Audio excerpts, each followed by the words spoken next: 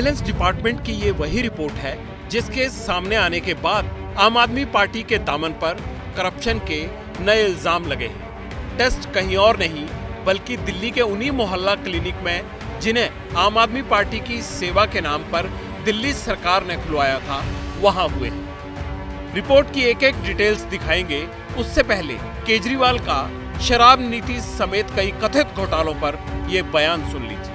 2 साल से बीजेपी की सारी एजेंसीज कई रेड मार चुकी हैं, कई लोगों को गिरफ्तार कर चुकी हैं, लेकिन अभी तक एक भी पैसे का हेरफेर कहीं नहीं मिला, कहीं से एक भी पैसा नहीं मिला। अगर भ्रष्टाचार वाकई हुआ है तो इतने करोड़ों रुपए गए कहाँ? क्या सारा पैसा हवा में गायब हो गया? सच्चाई ये है कि किसी तरह का कोई भ्रष्टाचार हुआ ही नहीं। अगर होता तो पैसा भी मिलता। ऐसे फर्जी केस में आम आदमी पार्टी के कई नेताओं को इन्होंने अभी तक जेल में रखा हुआ है। किसी के भी खिलाफ कोई सबूत नहीं है, कुछ साबित नहीं हो रहा, खुलेआम गुंडागर्दी चल रही है। दिल्ली के मुख्यमंत्री ये सारी बातें इसलिए कह रहे थे क्योंकि ईडी ने उन्हें एक बार फिर हाजिर होने के लिए बुलाया, मगर वो नहीं गए। ये बात अलग है कि केजरीवाल के बयान के थोड़ी देर बाद मोहल्ला क्लिनिक में कथित घोटाले वाली फाइल एलजी साहब के दफ्तर से निकलकर सुर्खियां बननी शुरू हो गई। आरोप है कि मोहल्ला क्लिनिक में बिना मरीजों के ही हजारों फर्जी टेस्ट किए गए। फर्जी टेस्ट करवाने के लिए 2 पैथ लैब्स को आउटसोर्स किया गया। इन फर्जी टेस्ट के नाम पर दिल्ली सरकार ने लाखों करोड़ों रुपए की पेमेंट भी कर दी। मरीजों की एंट्री दिखाने के लिए नकली रिकॉर्ड्स तैयार किए गए। जैसे ही ये रिपोर्ट सामने आई, एलजी ने रिपोर्ट का संज्ञान लिया। बीजेपी को बैठे बिठाए नया मुद्दा मिल गया, दिल्ली सरकार को घेरने का।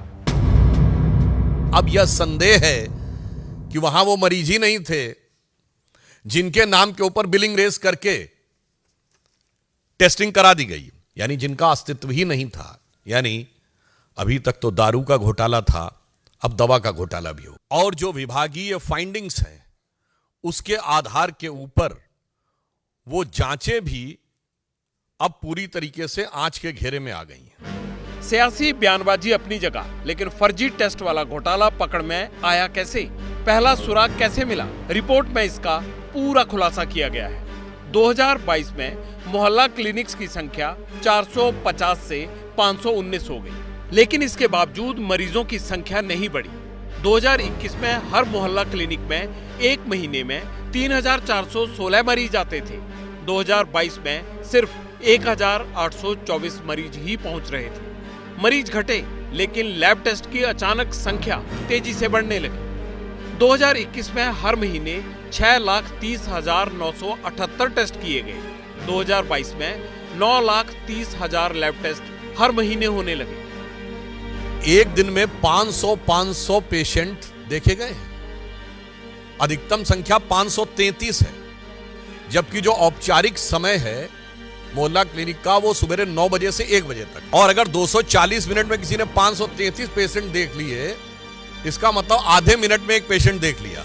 ये है ईमानदारी का नया किरदार। तो मोहल्ला क्लिनिक्स में सीसीटीवी है कि नहीं?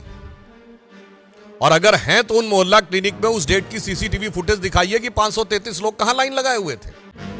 बीजेपी की तरफ से आरोप इसलिए लगे क्योंकि रिपोर्ट कहती है मोहल्ला क्लिनिक में मरीजों की ट्रैकिंग के लिए आधार बेस्ड बायोमेट्रिक सिस्टम लगाने की सिफारिश थी, लेकिन 3 साल से कुछ नहीं हुआ। सब कुछ कागज पर हो रहा था। बाद में जब सिस्टम एनालिस्ट अपॉइंट हुआ, तब मोहल्ला क्लिनिक्स में फर्जी लैब टेस्ट का पता चला।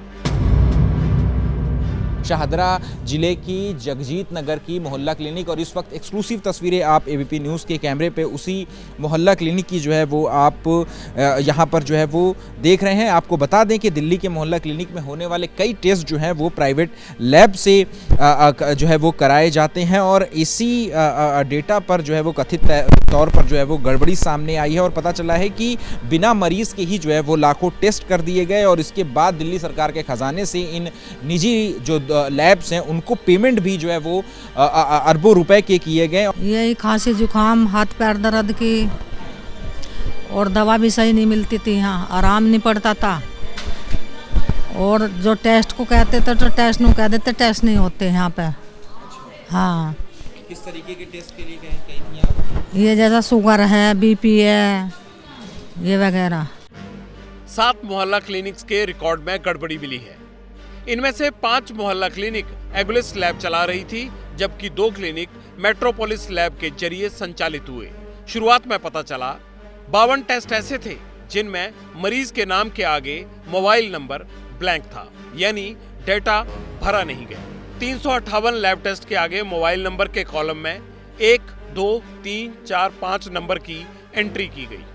71 मोबाइल नंबर 15 बार और 26 नंबर 10 बार अलग अलग टेस्ट के लिए रिपीट किए गए। लेकिन जब सभी 7 मोहल्ला क्लिनिक्स के डेटा को जांचा परखा गया, एक दूसरे से मिलाया गया, तो घोटाले का कैनवस कई गुना बढ़ गया। यानी जुलाई 2023 से सितंबर 2023 तक का डाटा खंगाला तो उसमें पता चला 11,657 टेस्ट ऐसे थे जिनमें पेशेंट के रिकॉर्ड के सामने 0 लिखा गया। 8,199 लैब के सामने कुछ लिखा ही नहीं गया। 10 बार 9 का अंक लिखकर 3,092 टेस्ट किए गए। 970 टेस्ट ऐसे थे जिनमें नकली नंबर्स के नाम पर टेस्ट करवा दिए गए।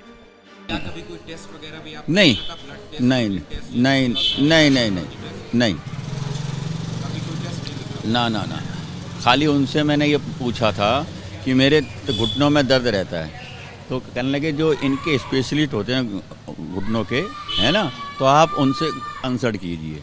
अच्छा, मतलब खुद इलाज करने के लिए मना कर दिया, कहा कि बाहर से करिए? नहीं, वो कह रहे कि जो आपको जो ये दर्द है ना, ये जो घुटनों के स्पेशलिस्ट होते हैं हड्डियों के, तो आप उनके पास जाइए, क्योंकि इन्होंने दवाई दी थी दर्द वर्द की, तो वो कम हो गया था, है ना। तो उन्होंने कहा भी इतनी दर्द की गोलियां खाओगे तो कुछ और भी प्रॉब्लम हो सकती है।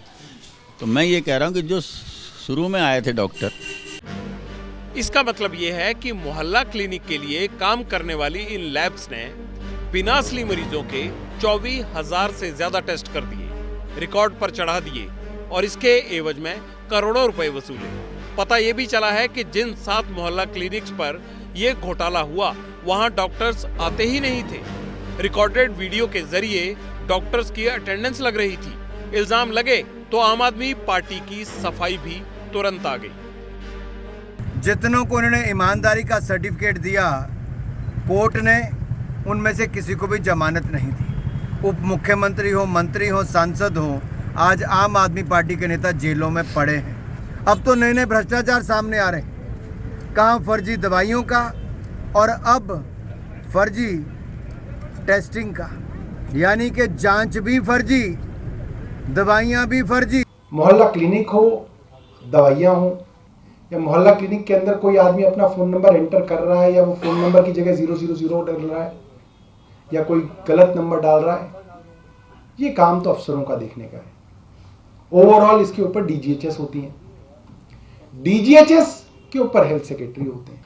उन्हीं के ढूंढे हुए लोग गड़बड़ी कर रहे हैं और वो ही उसकी जांच करा रहे हैं। तो आप तो अपनी ही जांच करा रहे हो, हमारी कोई ना करा रहे हो। हम तो लिखित में दे चुके हैं कि इनको हटाओ, हम तो सुप्रीम कोर्ट में कह चुके हैं कि इस हेल्थ सेक्रेटरी को, डीजीएचएस को हटाओ।